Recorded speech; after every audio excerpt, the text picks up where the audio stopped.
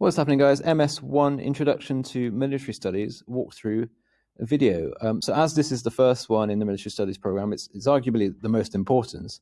And it's important because you're managing expectations and you're striking the tone for the rest of the program.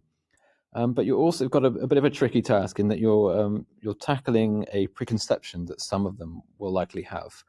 And that preconception is probably a voice in their head for some of them that says, I'm just not that academic, or I'm not cut out for the classroom, or it's just not the place for me. And many of them probably join the army to get away from that. But it is part of the program, and they do need to know it. They need to know what's happening in the world. They need to understand their own psychology and what's happening to that. And we need to challenge that preconception that they might have. Now, as a teacher, part of your job is to understand that self-perception that they might have and how it has developed, and most likely as a result of bad experiences at work or at school or at home for whatever reason. But it's up to you to offer them a second chance and hopefully plant a seed for them that they can actually do this and that they can build the confidence to go on and do more. So in PT, the way that you might handle a defeatist mindset might be through, say, a more transactional approach, but that's not going to work here. You'll need a more transformational approach with this one. So remind the recruits that by the end of phase 1 training, they'll have the equivalent of a GCSE qualification. And some soldiers actually use this and go on to get degrees or specialist qualifications through army schemes. So remind them that they need to engage with the material here and put in the effort. From your point of view as a teacher or instructor, the objective is to get the recruits to communicate effectively. The MS program, the Military Studies program, sits apart in its approach to the rest of the program because it's not a platform for you as a teacher or an instructor to occupy. This is not another PowerPoint click-through where the recruits pin their ears back and listen to the man or woman spin all the dits. Here, the recruits are taking the stage.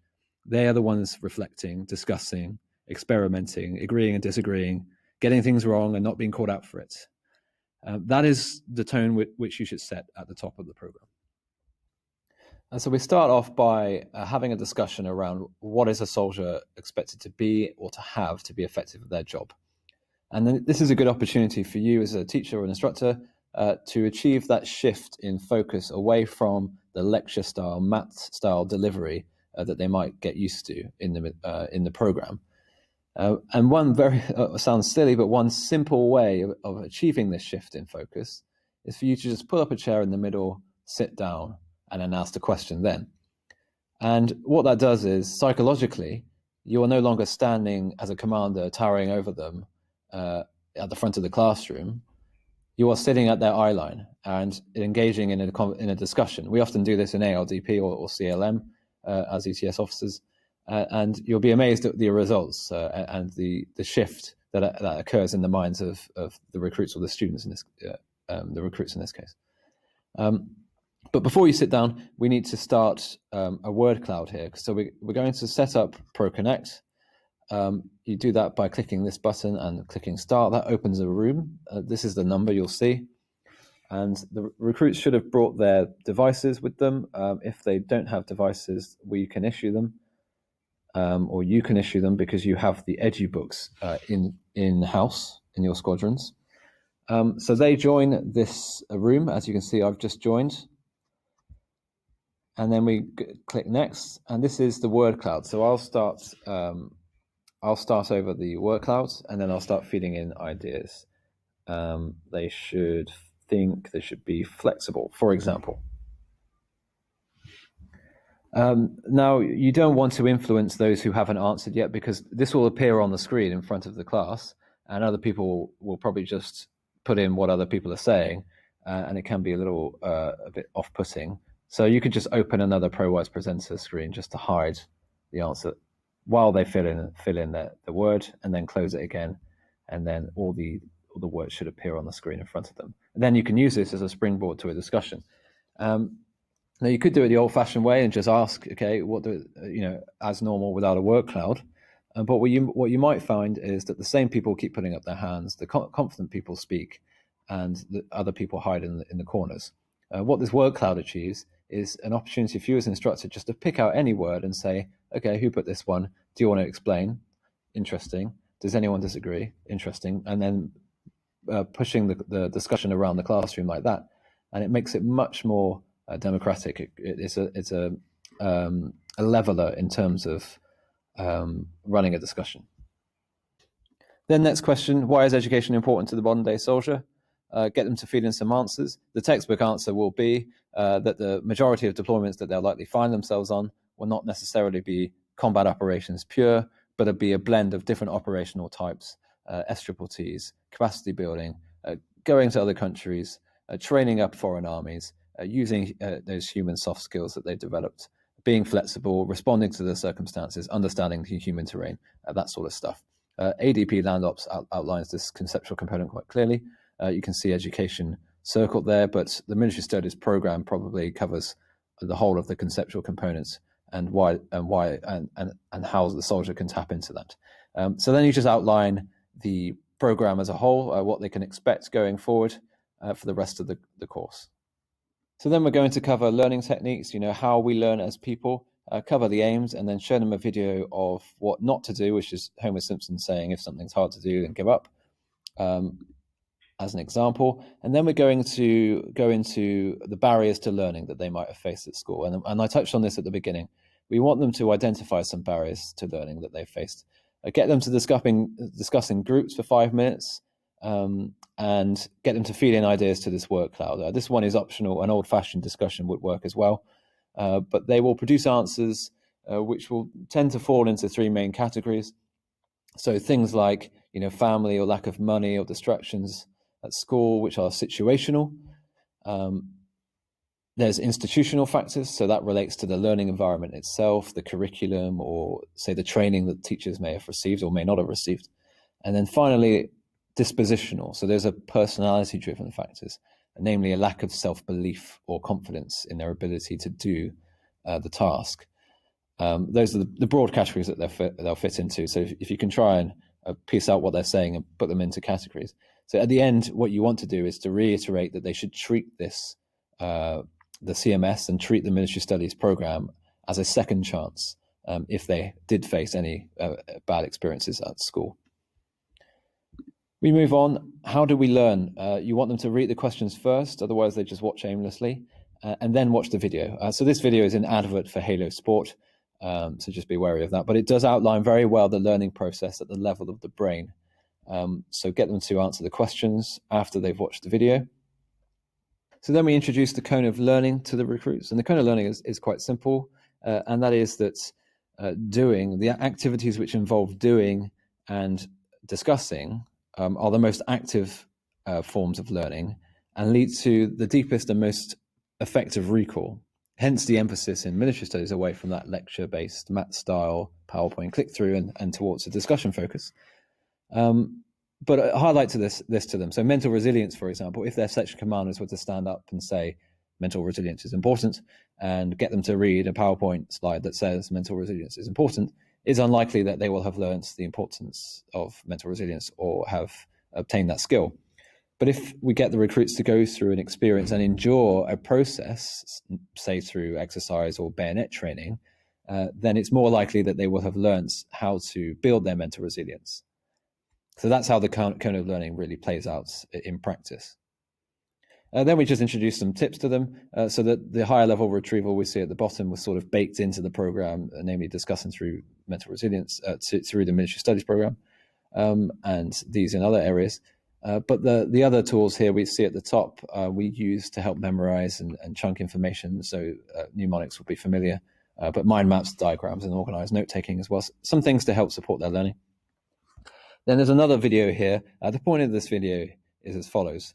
Much of what they learn on the CMS, they'll do through repetition. So we're really enforcing the neural pathways, to use the terminology of the first video, for them to condition a skill and to build that muscle memory. And that's okay on the training side of things. But when it comes to educating and the more cerebral stuff, we require a different attitude. And this really speaks to what I was saying at the beginning about challenging that self-perception that they have, that they can't do certain things, or that they're just not built for academia or for the classroom. And this is installing a growth mindset. And that's the most important thing to have to learn, a growth mindset. So this is the lesson from this video. as well as some other ones here. And then we use that as a springboard into a discussion about a fixed versus a growth mindset. We really want to be challenging this fixed mindset that they have, this defeatist mentality, and amplifying the voices in their heads that lead to a more growth mindset. So that's the point of that video. And then we need to point out the additional learning needs. Some of the recruits might have these, and that's okay, nothing to be ashamed of. Many people do have them, many people who are intelligent and successful. So we just outline that to them here and say that the support is available should they have it. So dyslexia, dyspraxia, dyscalculia, scotopic sensitivity, things like this. Now, they should have done a dyslexia screening test as part of their arrivals admin. So hopefully they have done this at this point. And the guys in the Ed Wing have developed a learning plan for them. But if they haven't done it, then it's important that they do it. And so here's the QR code that takes them to that screening test that they will need to have completed before they go anywhere else. So we can encourage this growth mindset by outlining some of the ways and means in which they might conduct their research and do some reading themselves.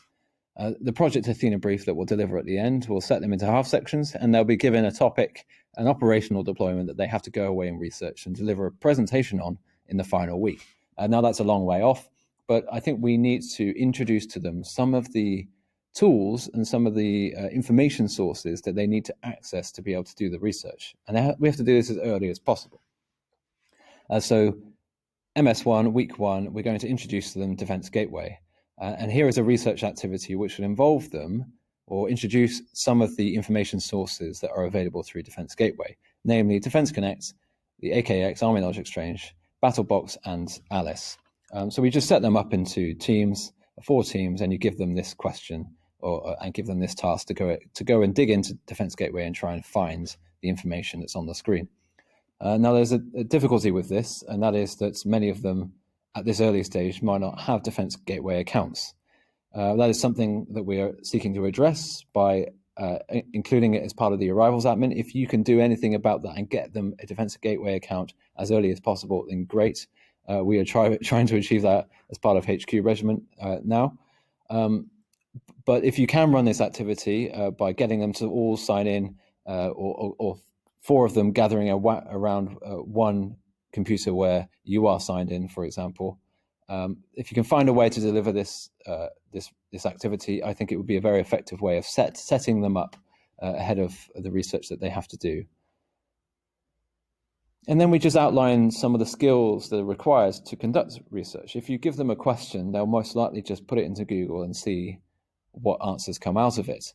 But I think we need to be giving them a bit more than that. So ask them what's required to do good research. Here are some answers on the screen. Ask good questions, get a good range of sources, evaluate your sources, bookmark the good sources, and be patient. And I've put information on each one here for you to look at as an instructor. I think the key one here is a range of resources. We don't want them to get tunnel visioned, and we want them to evaluate the sources as well. We don't want them just taking it, ripping it from a blog that someone wrote. We want them to be looking at how credible that source material is. Who is the author? Do they have an axe to grind? And the information here will help you, it will set out a criteria that they might ask themselves when evaluating the credibility of a resource. We use reputation, ability to see, vested interest, expertise, neutrality. So you can read into that before the lesson just to prepare yourself. And then we finish on a quiz. We'll try to do this throughout the Military Studies lessons. At the end of a lesson, we scoop it all up, put all the knowledge learned through a quiz. We'll need to get them to type this into type the number in. If they're not already in the room, they should already be. And then you just press play Pro Quiz to start the quiz. Make sure this is selected as well, this ProConnect thing here. And then we end on the Project Athena brief. So you can open this just by clicking on the folder here. It's in the shared area, and you can just open the brief. It's a PowerPoint slide that's been imported into Presenter, and I don't need to run through that. So that should be self-evident to you guys. However, I would just say one thing about the Project Athena brief, which is this recent addition. It's part of CMS 21, and it captures that shift in focus, the emphasis on the recruits to go away and do self-directed learning, and taking away the emphasis on the trainings team to constantly deliver and talk at the recruits, and then for them to listen. But I would just say, though this is a self-directed research project for the recruits and the emphasis is on them, don't leave them to their own devices. There are guided prep times for the recruits scheduled into the program. That isn't an opportunity for you just to put your feet up. Do check in with them, make sure that they're doing it and they're on track, because we don't just want to leave them completely to the wild here.